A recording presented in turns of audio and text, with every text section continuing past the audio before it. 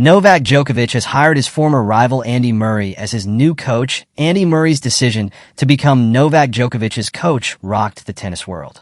The Brit only retired 4 months ago and is now stepping up to mentor arguably his biggest rival. Even one of Murray's ex-coaches, Mark Petchey, was surprised by the news.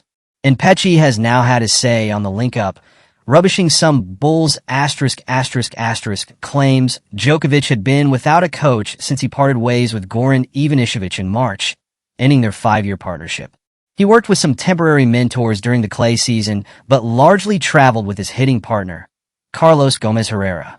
At the end of November, the 24-time Grand Slam champion finally found a new voice to add to his camp, asking his former rival Murray to coach him during the off-season and into the Australian Open. It's an unprecedented move. The pair have battled on the sport's biggest stages, playing for major titles and the #1 ranking.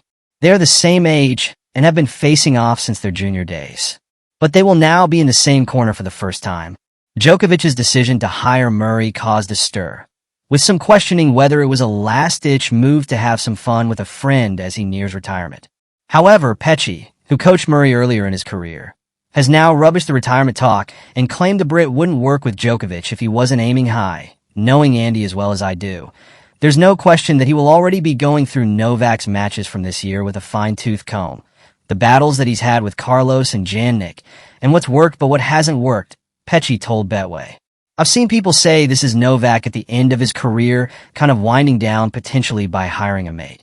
That's absolute. Andy is not wired that way. He wouldn't let me beat him in a video game.